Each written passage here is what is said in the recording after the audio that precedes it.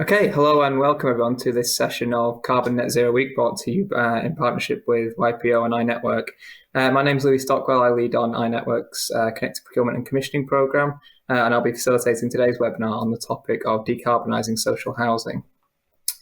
So a recent report by the Committee on Climate Change found that buildings account for about 18% of the UK's total carbon emissions, with only the transport and industry sectors accounting for larger shares of those emissions. So clearly, and social housing in particular accounts for almost 20% of the country's total housing stock. So clearly a massive area where focus is needed. And we're already starting to see some really great work being done across the housing sector to address decarbonisation specifically. So in today's session, we just wanted to explore that a bit further, really. So we wanted to look at some of the great local projects and initiatives that are already underway in the sector, think about some of the challenges that the social housing sector faces, specifically with decarbonisation, and just considering really the crucial role that the sector has to play as we're all collectively pushing towards those net zero targets. So delighted to be joined today by two excellent speakers to discuss all of these topics.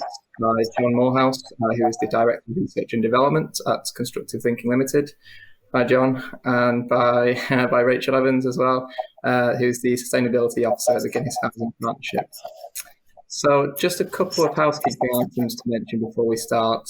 As you can see, there should be a chat box on the side of your screen where you can really take part in the conversation today. The session is pre-recorded, I should say, so we won't be able to put any questions directly to the speakers live as you're seeing this, but I think John and Rachel might be able to join the session if they can. So if they are available on the day, I'm sure they'll be happy to say hi in the chat box today. Just following on from that, we can also take any questions as well that we weren't able to answer in the chat box and maybe follow up with you via email after Net Zero Week. So yeah, please do feel free to ask any questions to John and Rachel, and we'll make sure that we relay those to them if they're not available on today. You can also use the menu icon at the top left of your screen to navigate back to the event agenda, where you can see all the upcoming webinars of Carbon Net Zero Week. There should be a link at the bottom of your screen as well to a page where you can register for any of the other webinars as well of the week. Just finally as well, we're really keen to spread the word about these events and about Carbon Net Zero in the local public sector, and just ensure that as many colleagues as possible can really benefit from these conversations. So please do share the links with colleagues. And if you're on Twitter as well, please do join the conversation at hashtag YPONetZero and hashtag iNetworkNetZero. So to kick us off today then with this session, I just thought it would be nice to have a kind of 10-minute introduction from our two speakers. So I'll just kind of go to each of them in turn and just ask them to tell us a little bit about themselves, about their organisation, and about the role and what they're doing on the kind of on the decarbonisation agenda in social housing. So and along with that, what the priorities and opportunities are really.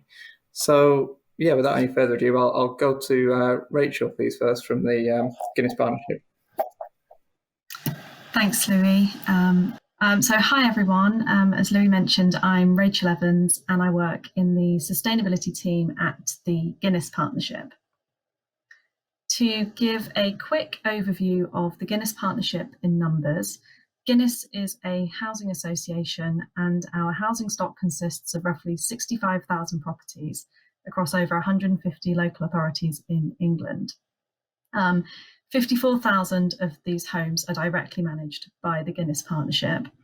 And having been around for over 130 years, we have a broad range of different property archetypes that we need to decarbonise and bring to net zero over the next 30 years.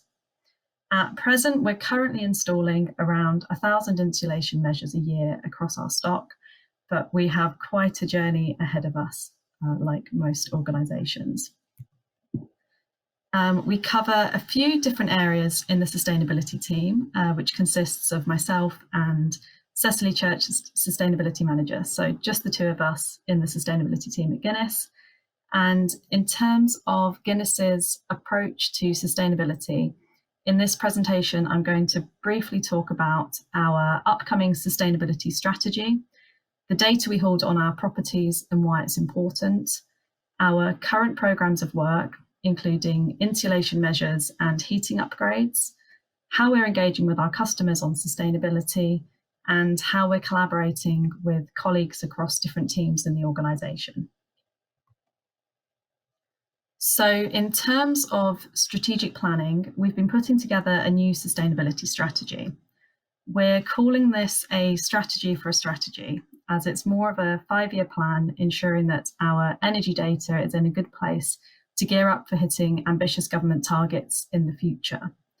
Firstly, to retrofit properties to get all stock up to an energy performance certificate band C by 2030. So our poorer performing properties in most need of treatment and potentially vulnerable tenants in fuel poverty, of which we have around 12,000 homes below a band C at the moment that need improvements between now and 2030. And secondly, we need to meet the UK government's target of achieving net zero carbon by 2050. So we're about to publish our interim sustainability strategy for the next few years. In addition to some of the retrofit measures that I'll come on to talk about shortly, a crucial element of the strategy period will be strengthening our asset data in order to have a plan for every property by the end of this strategy period. And once we have a better understanding of our current stock performance and the steps we need to take to achieve EPCC by 2030 and net zero by 2050, our longer term sustainability strategy will go into further detail beyond emissions reduction, focusing in more detail on other factors in the home, such as water, waste, and biodiversity. So we'll really ramp up our efforts in those areas. So a lot of focus in the coming years is on data improvement. The data we hold on our stock is crucial in allowing us to determine which measures are needed to decarbonise a property. In the sustainability team, we're responsible for managing all energy data. This involves arranging EPC surveys, liaising with other departments to ensure that individual component upgrades, such as boiler replacements and window upgrades, are captured, and recording any insulation measures we install as well. So we've just invested in a new data software tool, Portfolio, previously known as Chrome, which will enable us to carry out scenario modelling, for example, to understand which measures are needed for a property to achieve EPCC, as well as net zero carbon, and the cost of doing so. So the data cleansing exercise we've recently carried out has been vital to ensure we can model with the most up-to-date data that we hold. So as I touched on, we've allocated budget to survey 1,600 homes this financial year for EPC surveys, where the data is out of date or missing, especially targeting our poorer performing stock. And as we move forward, monitoring will play a key part in measuring the success of insulation and heating upgrades that we install to see if emissions and costs are lower in practice. So aside from the data, we're also very busy with a number of works programs to improve the fabric performance of our homes. Using an external contractor, we carried out over 1,000 cavity wall and loft insulation installations last financial year, which were identified as a result of stock data analysis, surveys, and queries from customers experiencing cold homes. We're currently running an air source heat pump installation programme for a number of off-gas properties in Cheshire. And we also have a number of upcoming pilot projects too. We plan to carry out a small whole house or deep retrofit trial for 2 properties this financial year. We're working with Qbot to install underfloor insulation for suspended timber floors and are investigating opportunities to ramp up our external wall insulation programme and biodiversity programme, including planting tiny forests. A key element to the success of our sustainability works is customer engagement. As a team, we respond to customer queries into the sustainability inbox from customers experiencing cold homes. In addition to investigating physical works which may increase the fabric efficiency of a home, we also provide energy saving tips to customers and have partnered with an energy advice charity who can further support customers with areas such as switching energy tariff and sending out energy saving measures, such as radiator reflectors and draft excluders.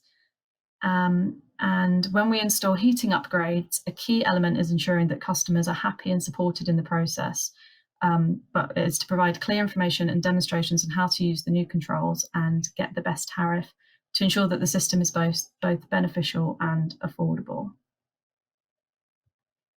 And finally, collaboration is key to embed sustainability across Guinness as a whole.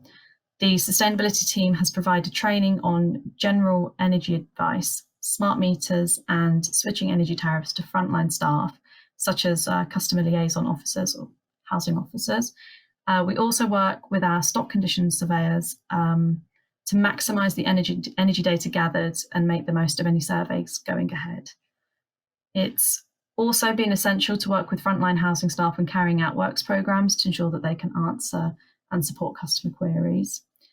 We also engage with wider teams such as estates and biodiversity, planned maintenance on new heating systems, development on new build specifications, and facilities for carbon footprinting and electric fleet vehicles. So that was a summary of the work in the sustainability team at the Guinness Partnership, and I'll now hand back over. Brilliant, thanks, Rachel. some really great work ongoing there, and I think lots of questions as well coming out of that. But we'll pick those up shortly. And I'd just like to hand over to John now, just to ask the same question. Right, John, could you just tell us a bit more about your role and about your organisation and how it plays into the decarbonisation agenda? Hi, I'm John Moorhouse. I'm R&D Director at Constructive Thinking. We're architects, but we're also low carbon designers and retrofit designers. I lead R&D in this aspect because we're really an emerging industry. We're not so new anymore. We've been involved in retrofit since 2009 from the Retrofit for the Future project. But really, we're part of an emerging supply chain, and the research is really at the head of this. I'll just bring up some slides. So just want to begin by just talking about government targets, and that's driving all of us. Tameside in particular has an emerging target, which I believe was 2038. And this is just an example of how quickly things change. The government's sixth carbon budget is now setting our targets for everyone at 2035. So we've got to be quite agile here. And whilst heating homes is, yes, one of the fourth highest emitting sectors, it has influences on our daily lives and influences the other key sectors, particularly industry, but also transport. So if you think about the zero carbon work streams that we address, buildings and energy are our key focus, but every other work stream is affected by how we live. So we could look, for example, at better workspace at home might have an effect on transport and travel. The last year, the pandemic has really shown that to be key. Home working then also has an effect on local supply chains, social value, community, and local employment. Again, land use and community schemes become at the heart of where we live, particularly as we become more home-based. And really following on from Rachel's presentation, engagement and incentivising behavioural change towards not just low carbon, but better community living is really vital. As designers, we're often asked why we would spend so much money on retrofit when really, retrofit costs might be in excess of 50% of the cost of a new build dwelling. We would also therefore recommend that we consider the embodied carbon in existing structures, not just the cost of retrofit, but the cost of retrofit versus new build and the implied operating cost. And then the logistics of what happens if we demolish and decant communities instead of carefully regenerating them. So many of our projects are funded by BEIS, the Department of Business, Energy and Industrial Strategy, and they are very much for the government leading the drive towards retrofit. And we keep having to work towards, or being invited to work towards, reducing a heating load target for existing properties to 50 kilowatt hours per metre squared per annum. We see this as a slightly movable target. in that I think the original target was something like 30, and 50 is far more towards an achievable sweet spot. But the way the industry is at the moment, there are a number of social housing demonstrator projects that are live, and looking at the returning results from those might just give us the optimum retrofit target. But it's not just about heat loss, it's about economic recovery, so creating green jobs, building supply chains, a scalability, which is very difficult to picture. The requirement for which is, if we're going to retrofit, for example, 20 million homes, it's a huge number to achieve in what's now 14 years. So just a brief look at Thameside.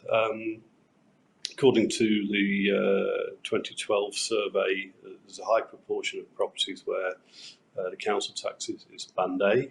That means in 1991 the properties were valued at less than 40,000. This has a significant impact on decision making for how much we might want to spend on properties, or how much we can ask owner occupiers to spend on properties. Which begs the question, do we need some kind of regulation and incentivisation?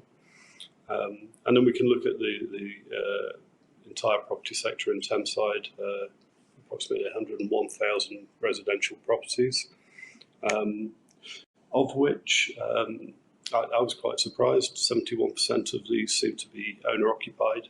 There's a relatively low number of or proportion of social rented and private rented housing compared to neighbouring boroughs.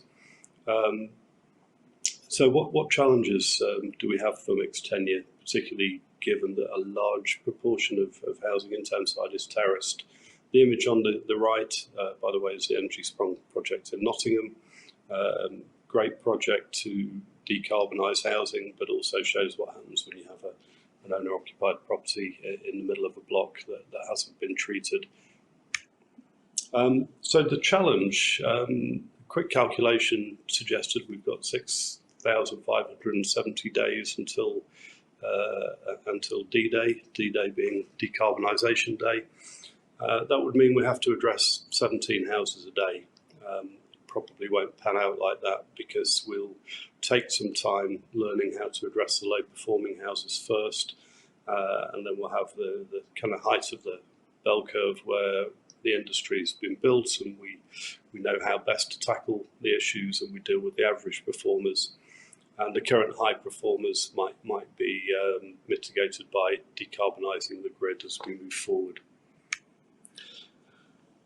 So yes, we have a definition of decarbonisation.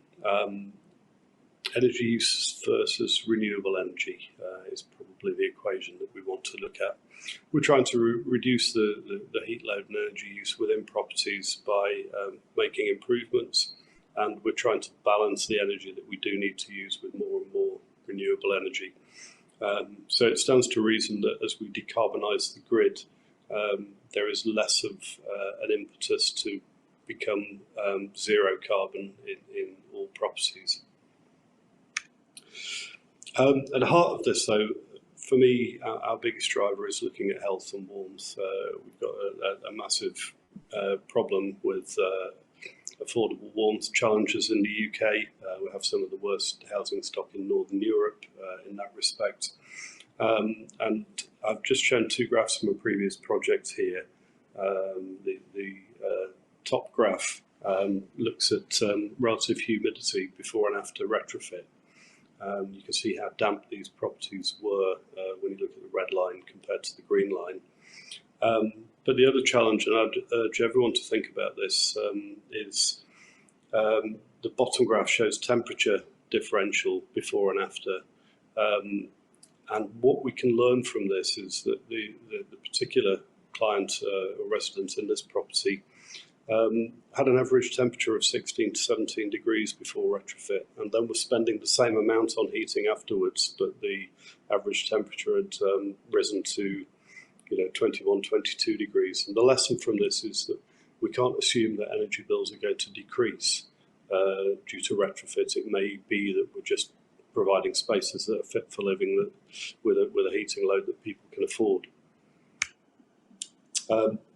Key consideration is the unintended consequences of retrofit. What we've learned by observation over the last 10 to 12 years is that bad retrofit can really affect occupants' health, building physics and future maintenance legacies, and can also have an effect on neighbours. So we really need to take a balanced view of our design approach and the implementations we might make.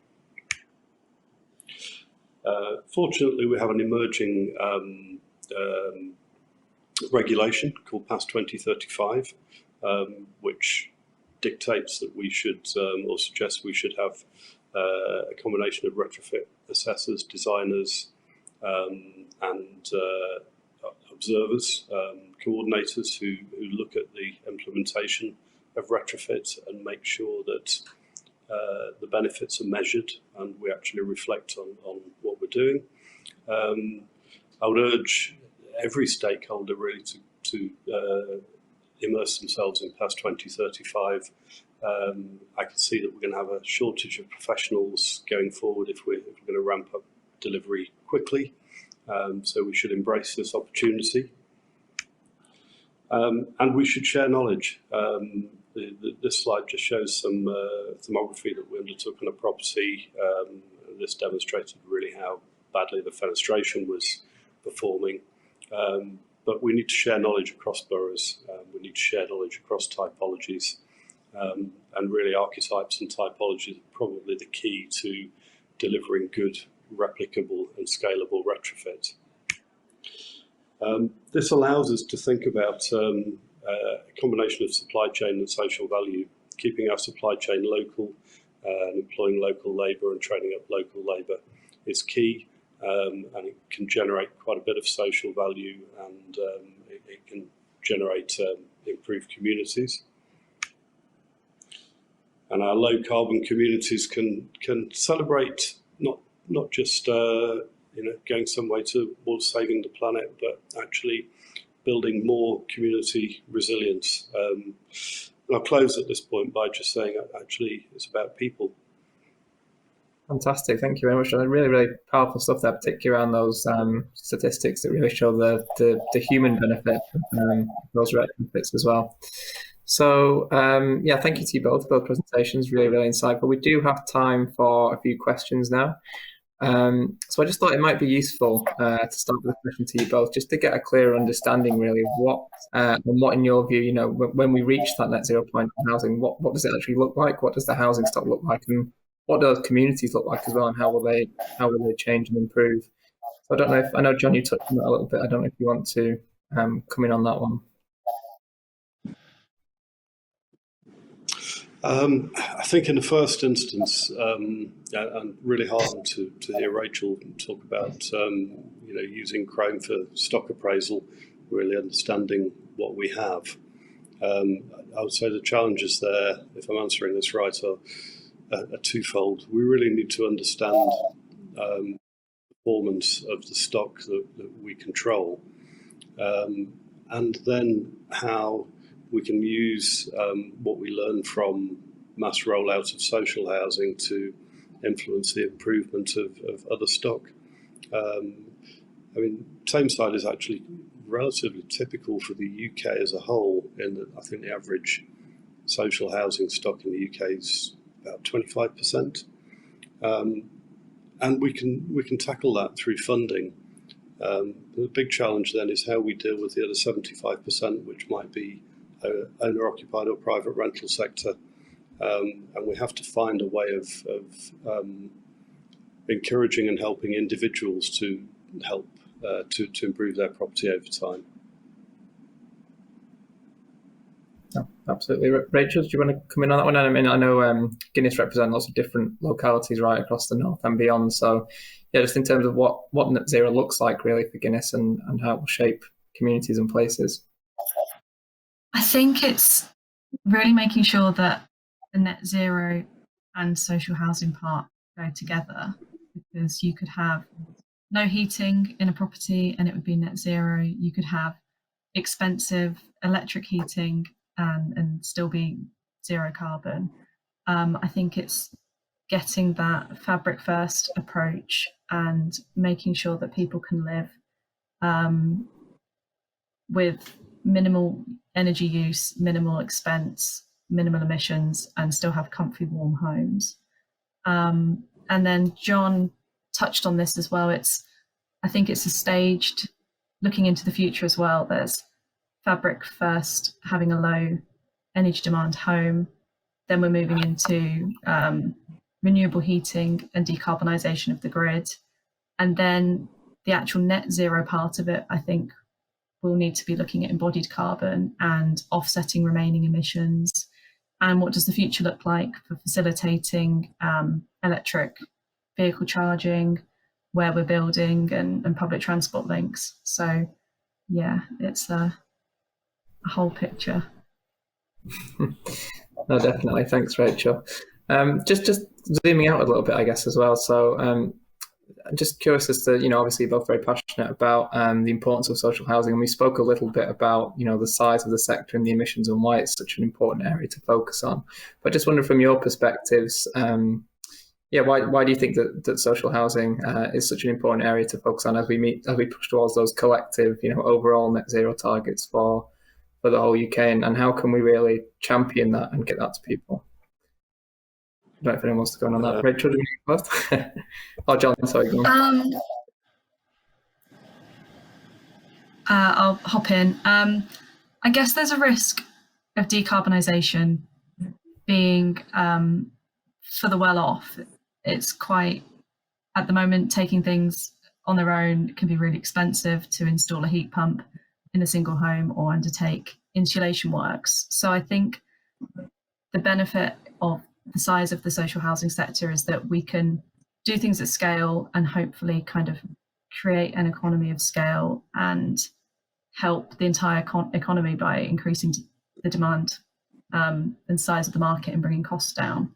So that should benefit those most in need more widely. I guess we're a really well regulated sector and we collaborate really well with each other between different organisations. So hopefully we can set a really good example to the private sector and influence developers with the new builds that we build as well. Yeah, that's a really good point. In the first instance, if we think about what we're actually doing through Retrofit, I guess the driver for us as professionals begins with decarbonisation incentives. But what we're really trying to do is generate. Sorry, it's just somebody. I'll start that one again if that's okay. Somebody just walked into the meeting room. We're thinking of as professionals of decarbonisation, but actually we're doing this through improving affordable warmth. So it stands to reason that we address the sector with the largest incidence of fuel poverty. But if we're thinking about really building a good and fast and rapid supply chain, we could do this by understanding housing archetypes. And in the social housing sector, we have a lot of system build housing, which really gives us retrofit challenges. I'm thinking no fines concrete or cross wall or airy houses or the British steel metal frame. And if we can provide solutions for individual house types, we can share those solutions and the supply chain will then emerge to deal with them. And we can do this through working with housing associations, through the social housing sector. So we've got, that's a couple of really good drivers. And we can set examples then, and we can set aspirations. I mean, imagine that in 5 years' time or 7 years' time, the social housing sector might be responsible for the best quality housing. And people in private housing can then aspire to be in housing of that quality. Yeah, absolutely. No, that's a really great vision, I think, isn't it? I mean, just leading on from that, I think you both touched on that how the public sector and how social housing in particular can lead by example in the private sector. I just wonder if you could elaborate on that more, whether you think it's a real opportunity to kind of go for a social housing approach first, use that as the kind of guide and the inspiration to try and put in the rest of the housing sector, private rented, and in people's homes, people's own homes as well. So yeah, do you think there's an opportunity there, or do you think the kind of social housing first approach that we're seeing maybe from the government is more just out of convenience than anything else? I don't know if Rachel, you have any thoughts on that?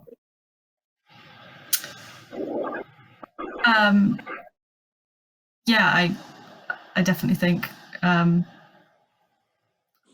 Sorry, the connection's breaking up a bit my end. But yeah, I definitely think the social housing sector can lead the way.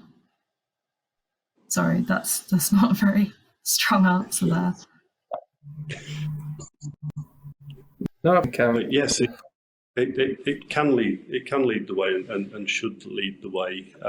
If we looked at a parallel with new builds, actually, I don't want to be critical of the spec builders. They've come on in leaps and bounds in the last 10 years. But the best new build housing that we're involved with is social housing. That's where we're seeing electric only, zero carbon, new technologies developed. And it's because the sector has a bigger driver than simply profit.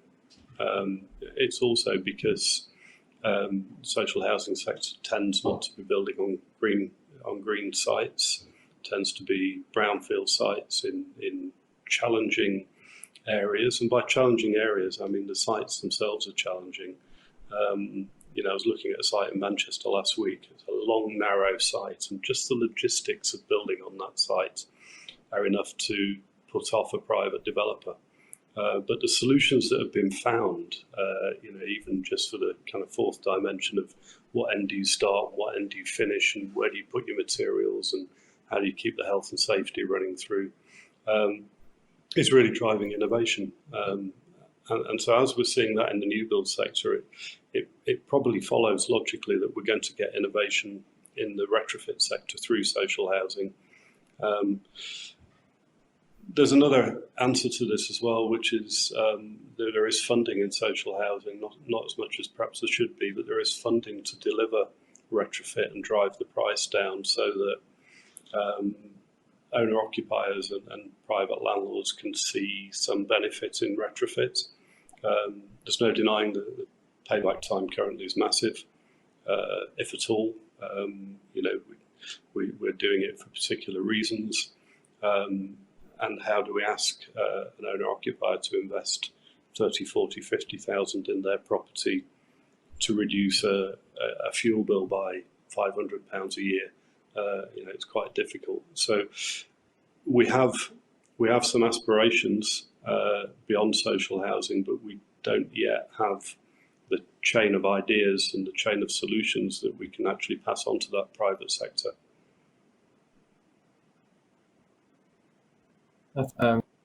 More work than I think, definitely. So I think a bit of a challenge. I just wondered if you have any further thoughts on really what the key barriers are that Louis, sorry, your connection just dropped out for that little bit there. I can't hear what your question was. Okay. Should I take it back to... Just after John finished there, it's just when we came back to you, it sort of broke up a bit. Okay, so if I... Okay, yeah, I'll just go on to the next question and pose that to Rachel if that works. Is my connection better now? Yes, that seems to stable a bit. Yeah. Right. So we've spoken a little bit about some of the key barriers and challenges already, I think. But I just wonder, from your perspective, from the Guinness perspective, what do you think that the big barriers are for social housing at the moment in terms of making that next step and hitting those targets that we've all set, which are quite ambitious? So I think funding is definitely always mentioned.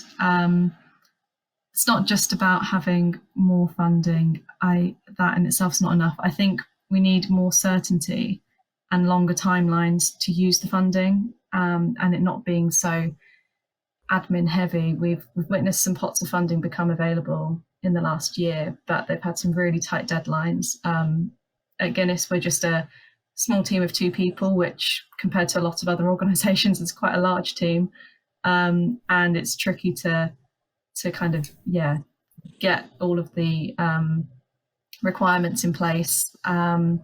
There are some local energy charities which have been really helpful in sometimes gathering kind of customer eligibility requirements that we've needed.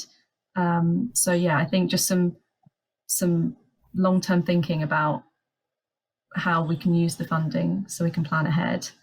Other challenges we've mentioned about customer buy-in and customer engagement and behaviour change. We need to get buy-in from the start so that we don't face a backlash in the future, and make sure that we do have a good take-up, which requires in itself a lot of time and effort and thought, care and attention to get customers on board, make sure they're happy with what we're installing and know how to use it. But that should really pay off if we, as John mentioned, the neighbour effect, and we get everybody on board and positive and wanting to take part. I think another challenge we've been facing is with regard to electric vehicle charge points.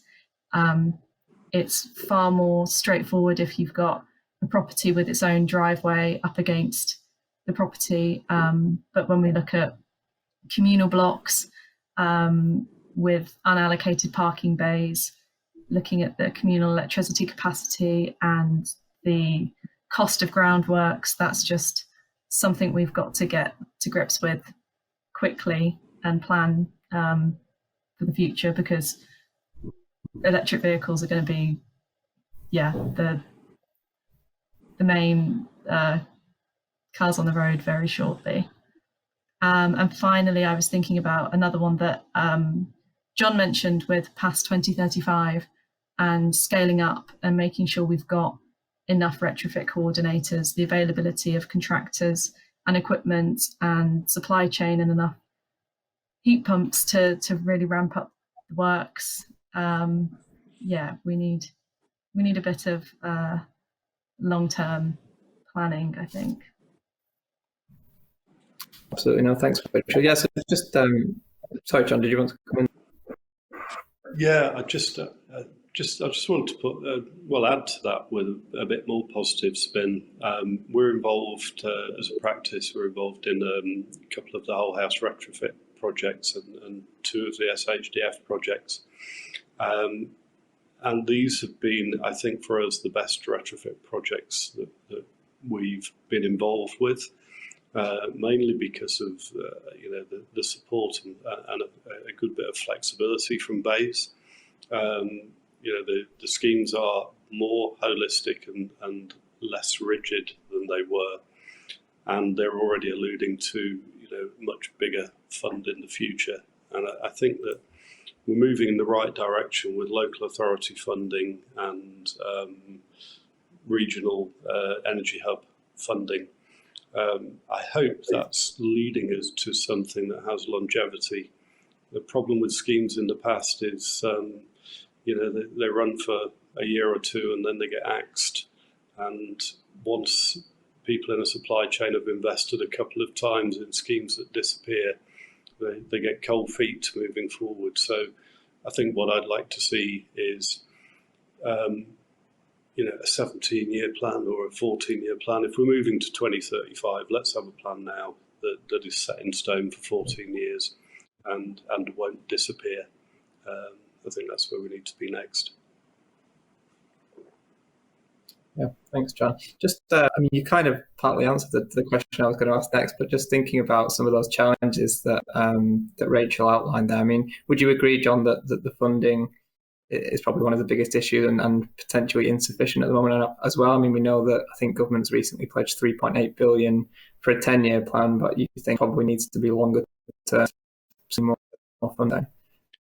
Yeah, I mean, I think it'd be great to know where that figure came from. You know, is that what's needed, and what are we delivering for 3.8 billion? How many houses is that going to cover? How will it be spent? How flexible can that be? You know, I said in the last answer that I'd like to see something set in stone for 14 years. I don't mean that it's an unchangeable plan. I mean that should be a base level. You know, and I think that if we're wanting to build an industry, great point by Rachel about electric cars. You know, an industry that encompasses the national decarbonisation effort. We've really got to see some guarantees that 3.8 billion is going to be built upon. And I read somewhere recently that total cost of decarbonisation in the housing stock in the UK is somewhere between 150 and 200 billion. Some of that money will come from private sector, maybe most of it, but we're going to need perhaps a third coming from government. And I'd like to see that planned out now, and I'd like to see a continuity that is legislated for, even with government changes. So if we have a change in government in 5 or 10 years, we don't want to change in direction. So it's heartening. It's the best we've seen so far. Yeah, no, absolutely. And do you think that is there more we can do, kind of at a level collaboratively? Do you think, whilst we're crossing our fingers and lobbying for that extra funding, is there more we can do in the meantime locally? And do you think by joining up between the housing sector and other elements of the public sector?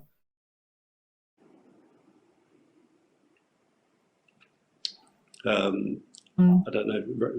Any thoughts? I was going to say, I touched on, working with local energy charities.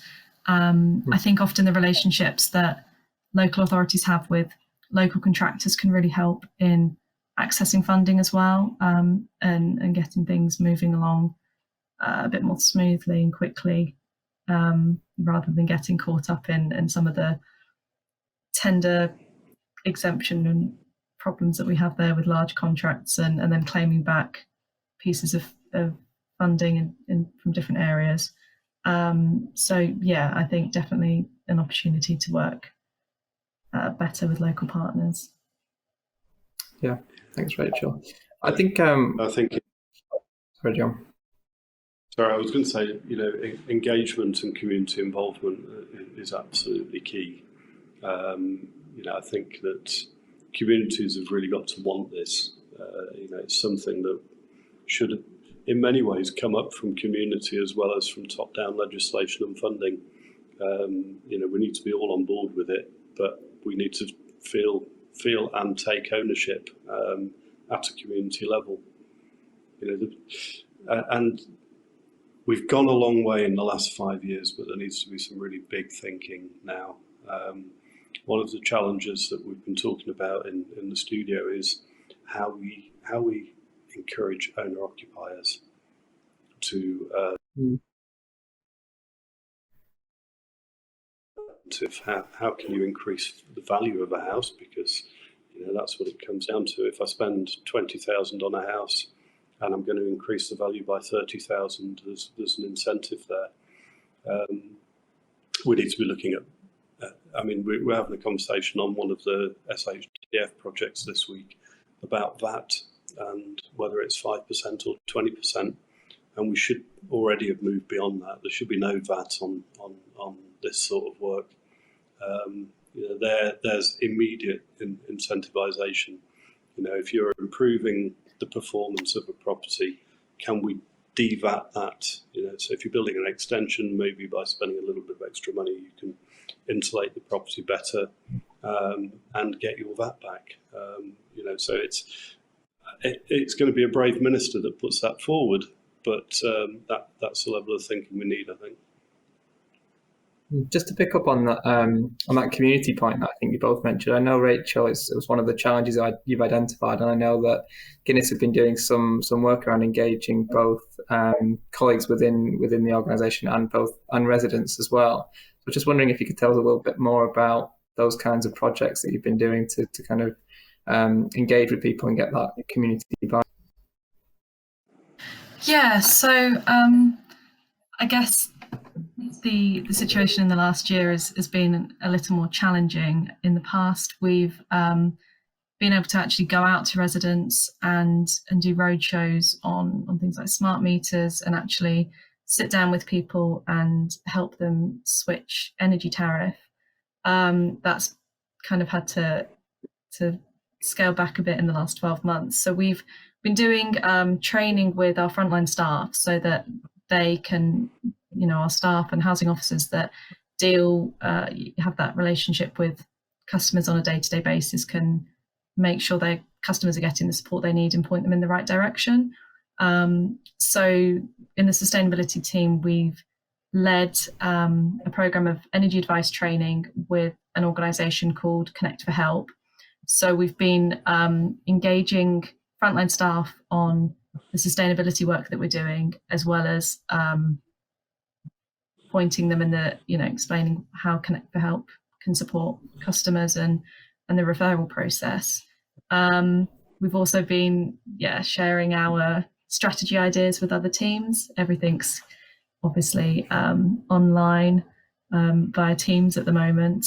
But yeah, we hope to get back out there as things open up, and with our air source heat pump program, make sure that it's a real kind of beginning to end process, but we don't just walk out when the heat pumps are in. We make sure that customers know exactly how they work and are comfortable and happy, and that providing that ongoing support, I think, to make sure that we get the best results possible. Yeah, this is where forums like this are really useful, because we can share information across different providers and different local authorities. The heat pump's a great example. We're asking people who are used to having very hot radiators that you can dry clothes on and turn on for an hour in the evening to move to a low temperature solution where it might be better to leave the heating on. And we're asking people to move away from gas cookers, maybe to electric cookers, and then we might be providing them with hobs on which if they're induction hobs, their saucepans don't work. And so there's a huge amount of change that is, if we're not careful, being forced on people, that we really need to have their agreement and buy-in for. Yeah, absolutely. I think the other key thing that you mentioned, Rich, in terms of the barriers, was around the skills element of this, and whether we have the skills in the sector, or just in the country, essentially, enough decarbonisation specific skills, procurement, supply chain skills, etc., to really deliver this effectively to those tight timescales.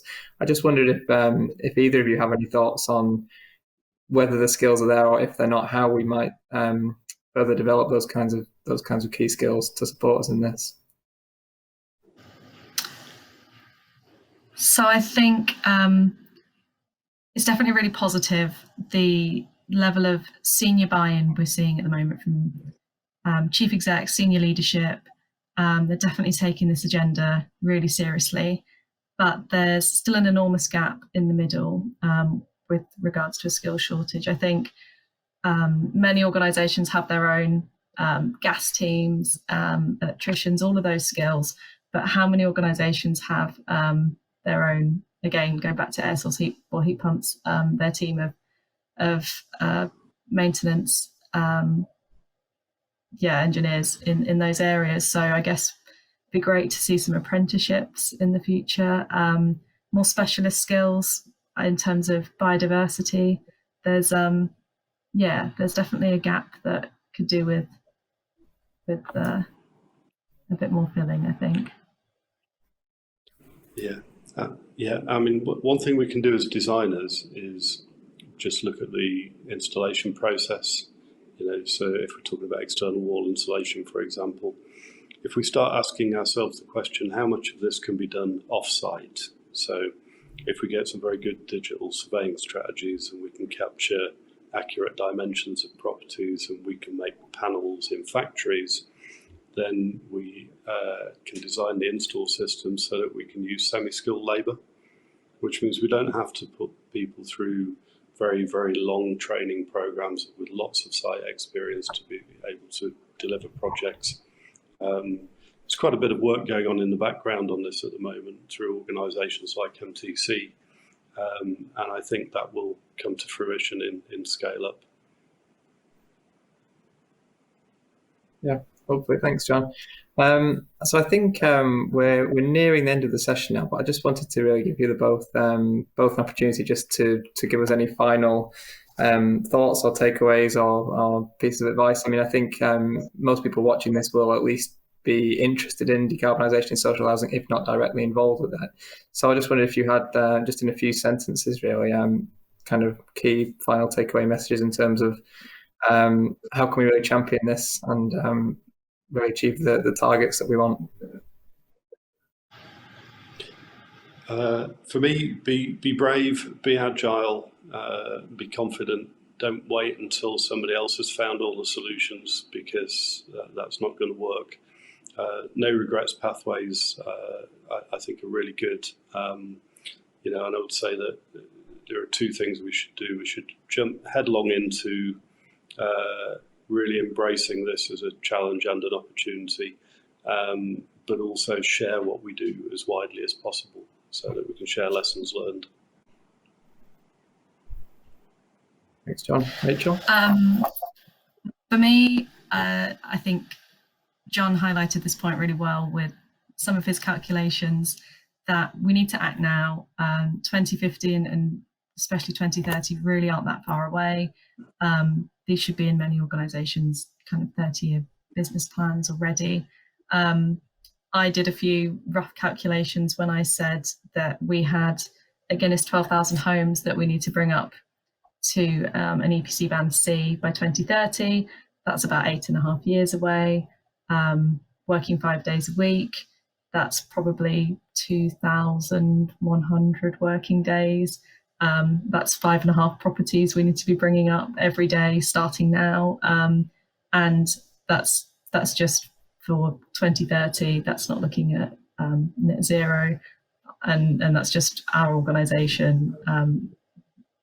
It's a big task, and I think just reiterating about having a good understanding of our homes and the stock that we hold and the data, and over time we can make sure that we're monitoring and creating a bit more of a sophisticated picture. And fabric first, I think we need to start. We should have started already. If we haven't started, we need to be doing things now.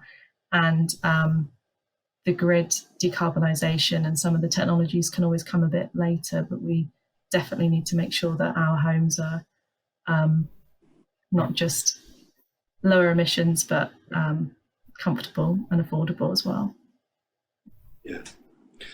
I mean, if there is a plus side to the last 12 and a bit months of COVID pandemic, we have learned that we can make rapid changes. We can act collegiately and as a community, and we can find successes.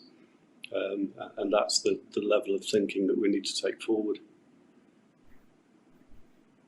Yeah, no, absolutely. Thanks. Well, I think that point around best practice sharing and collaboration, definitely that's what we're trying to achieve with these sessions. So no, thank you both very, very much for joining us. Really delighted to have you with us and for sharing those insights as well.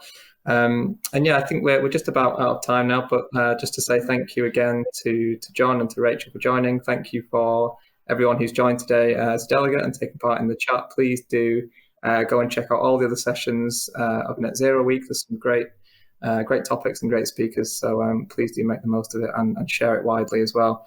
But for now, thank you very much to everyone again, and we'll see you soon.